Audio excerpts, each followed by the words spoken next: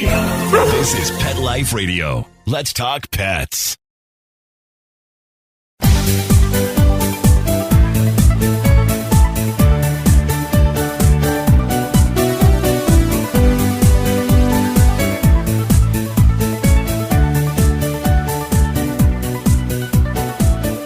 Hello, pet lovers. Welcome to Best Bets for Pets. I'm your show host, Michelle Fern.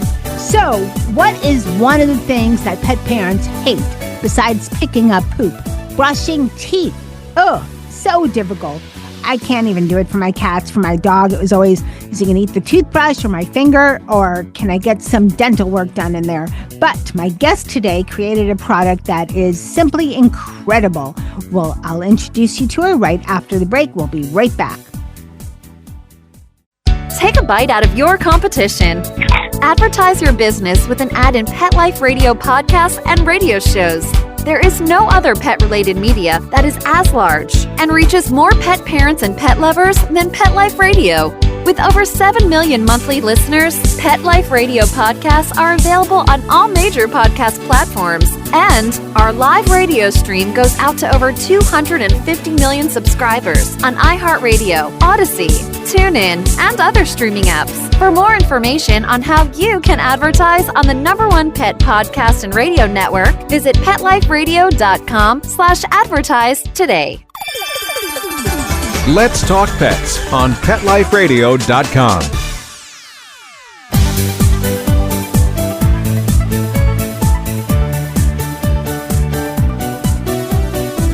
Welcome back, everyone. I'd like to welcome Lindsey Campbell. She is the co-founder of TEEF for Life. Welcome, Lindsey. Hey, thanks for having me.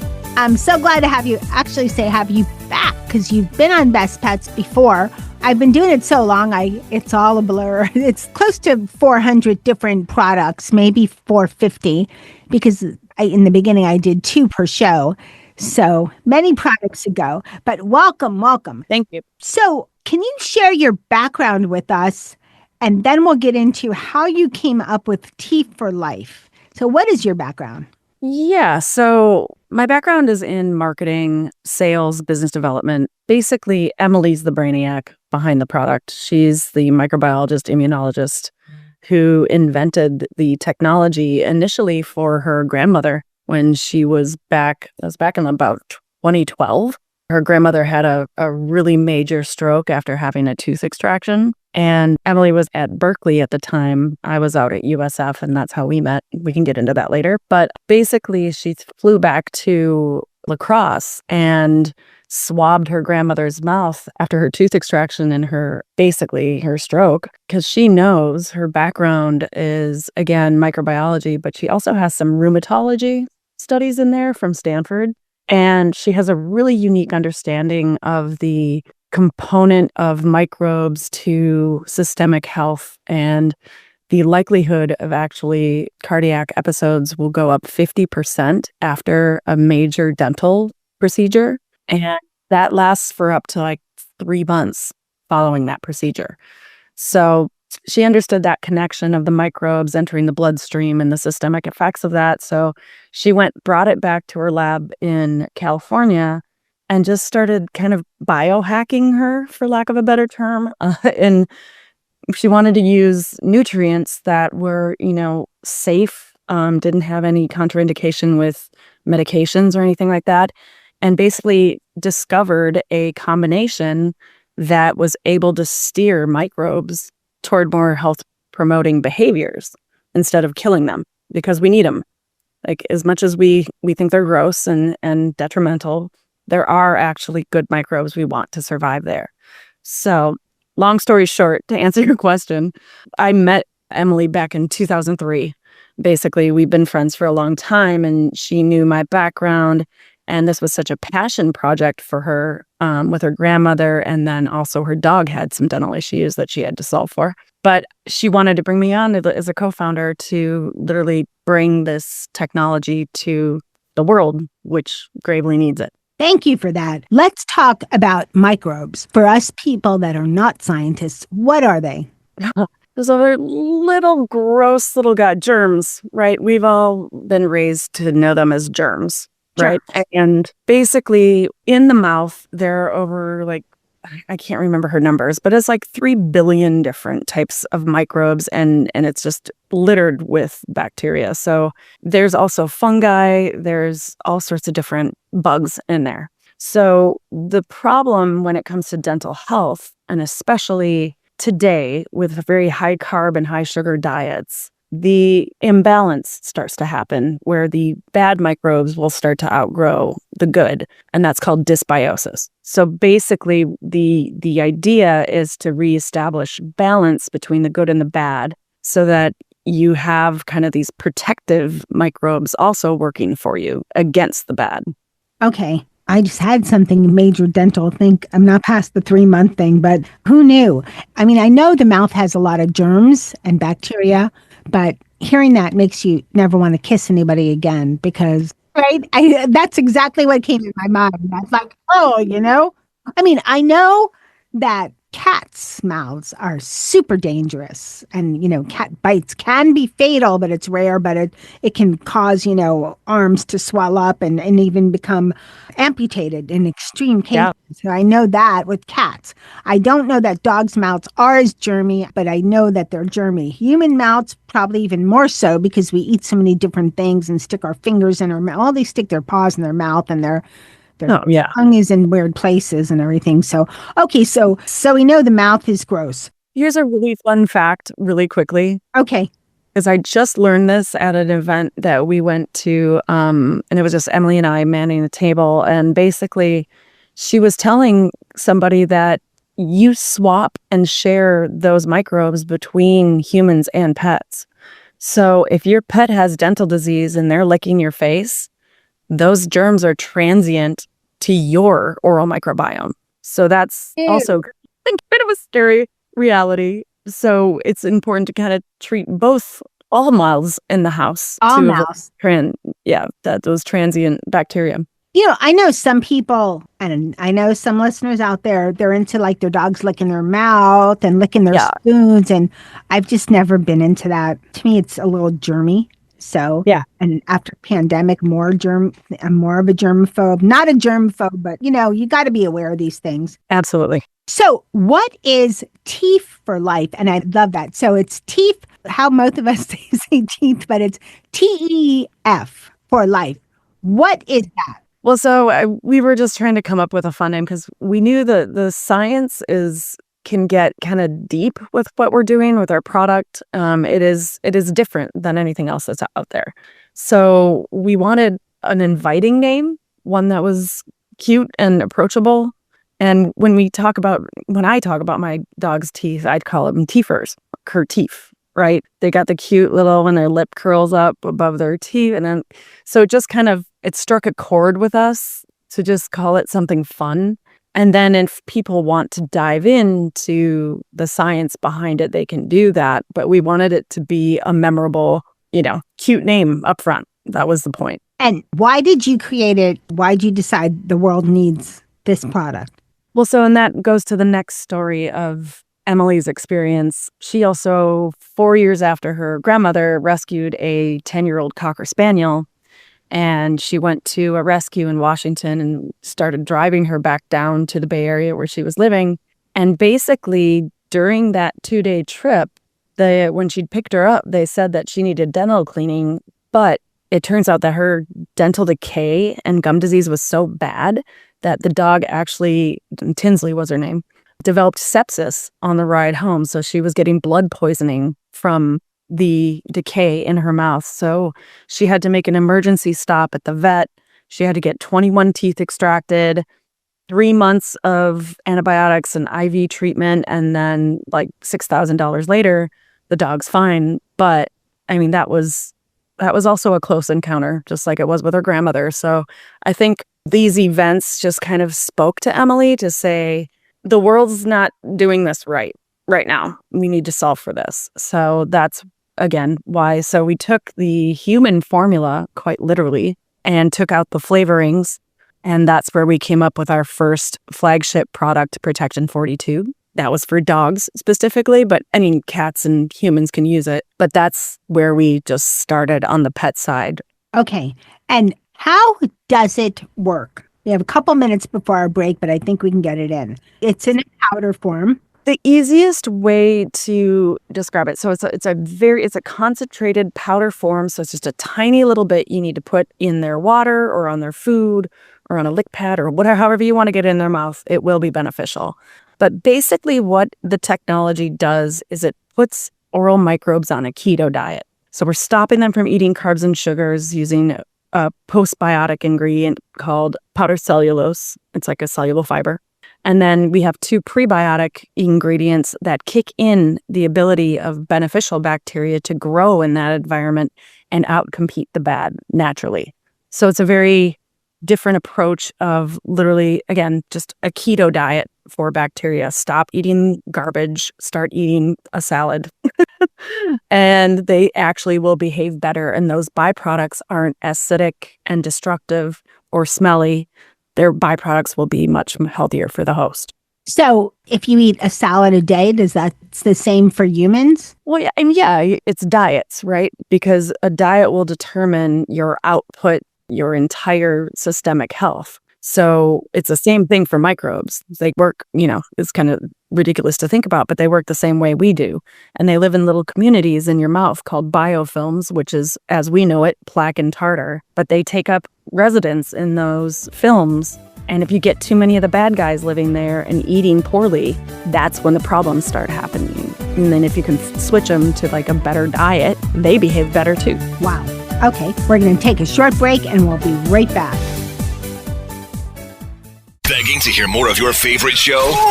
Full episodes of all our shows are available on demand. Go to PetLifeRadio.com to fetch our entire lineup of Possum Pet podcasts. Also, dig us up in iHeartRadio and iTunes. Let's talk pets. Live and on demand only from Pet Life Radio. Let's talk pets Let's talk pets on Pet Life Radio. Pet Life Radio. PetLifeRadio.com.